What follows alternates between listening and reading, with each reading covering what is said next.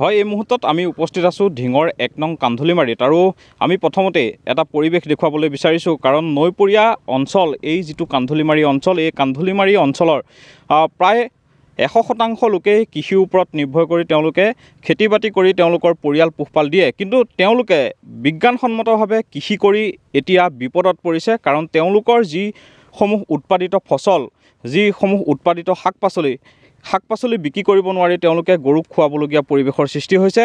গাৰ ঘাম মাটিত পেলাই তেওঁলোকে কষ্টৰে কৰা খেতি এতিয়া লহপহকৈ তেওঁলোকৰ পথাৰত উৎপাদন হৈছে ঠিকেই, কিন্তু তেওঁলোকে বিক্ৰী কৰিব নোৱাৰি এতিয়া বিমূৰত পৰিছে, মূৰে কপালে হাত দিবলগীয়া পৰিৱেশৰ সৃষ্টি হৈছে।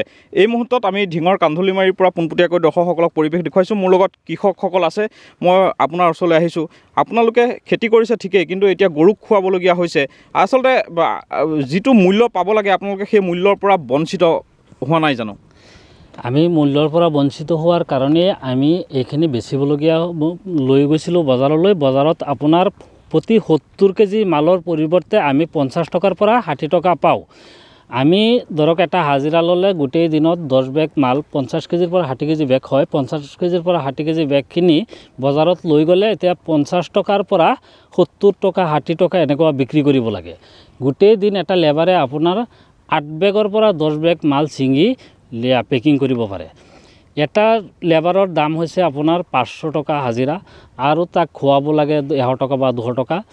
তেতিয়া আমাৰ এই মালখিনি ছিঙি পেক কৰোঁতেই আমাৰ ধৰক ৬০ টকা বা ৫০ টকা খৰচ হৈ যায় পাৰ বেগত। কিন্তু আমি বজাৰত লৈ যোৱাৰ লগে লগে কি হয়, এই বেগটো বেচিব লাগে ৫০ টকা, তাত বাৰা আছে আপোনাৰ ৬০ টকা। গতিকে ১২০ টকাৰ পৰা ১৩০ টকা আমাৰ খৰচ কৰি এতিয়া বেচিবলগীয়া হৈছে ৮০ টকা বেগ। আপোনালোকে কি খেতি কৰিছে আৰু কি খেতি এতিয়া বজাৰত মূল্য নাই? এতিয়া ভেজিটেবল বুলি ক'লে আপুনি ধৰক বেঙেনা, বিলাহী, ৰঙালাও, জলকীয়া চব তেনেকুৱা অৱস্থাত। এতিয়া ধৰক ১ কেজি বিলাহীৰ দাম আছে ৮ টকা আৰু ধৰক এই ৰঙালাওটোৰ দাম আছে ৩ টকা ৪ টকা আৰু বেঙেনাৰ দাম হৈছে ১ টকা কেজি। বন্ধাকবি ফুলকবি ১ টকা ১.৫ টকা কেজি এনেকুৱা অৱস্থা হৈছে, যাৰ কাৰণে আপোনালোকে এতিয়া বজাৰত নিব নোৱাৰি গৰুক খুৱাবলগীয়া হৈছে। আগত মানে এটা সুবিধা আছিল, নগাঁও কৃষি বিভাগৰ অধীনস্থ তাৰমানে মাৰ্কেটিং এটা বিভাগ আছিল আৰু সেই বিভাগে ট্ৰেন্সপৰ্টৰ কাৰণে ছাবচিডি দিছিল ৩৫ পইচা আৰু ৬০ পইচা। আৰু সেইখিনি ৩৫ পইচা হ'ল ৫০ কিলোমিটাৰ তলত আৰু ৫০ কিলোমিটাৰৰ ওপৰত নি বিক্ৰী কৰিলে ৬০ পইচা দিছিল। আৰু সেইটো ট্ৰেন্সপৰ্ট সেই বস্তুটো এতিয়া বন্ধ হৈ আছে আৰু সেইটো বন্ধ হৈ যোৱাৰ কাৰণে কৃষকসকলে এতিয়া বস্তু দূৰত নিব নোৱাৰে। আপুনি কি খেতি কৰিছে?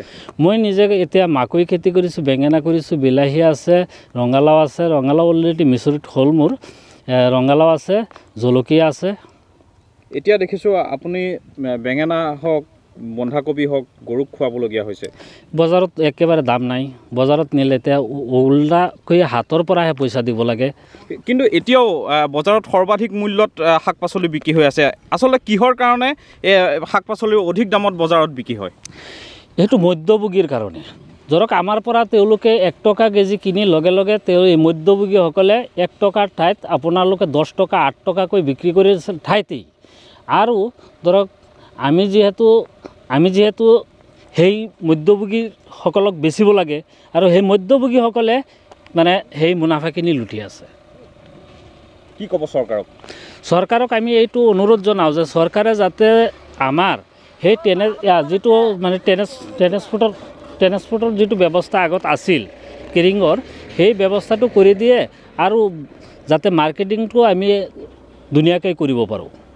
যিটো আগত আছিল আপোনাৰ 35 পইচা আৰু 60 পইচা, সেইটো দিলে আমি বস্তুখিনি দূৰত নিব পাৰোঁ যাতে মধ্যভোগীয়ে আমাৰ কৃষকসকলক নাপায়। আপোনাৰ নামটো?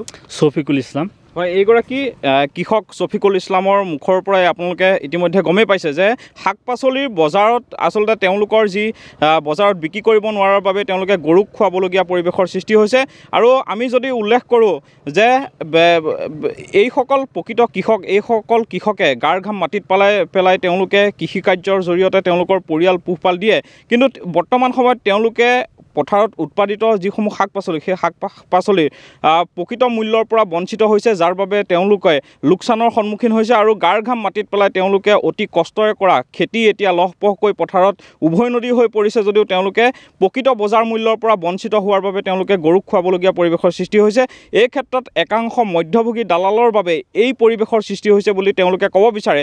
কিন্তু এই ক্ষেত্ৰত ৰাজ্যৰ এটা ব্যাগম বিভাগ আছে, এই বিভাগটোৱে ব্যৱস্থা গ্ৰহণ কৰিব লাগে আৰু মধ্যভোগী একাংশ দালালক নাকি লগাব লাগে, যাৰ বাবে যদি নাকি লগোৱা হয় তেনেহ'লেহে প্ৰকৃত যিসকল কৃষক তেওঁলোক উপকৃত হ'ব।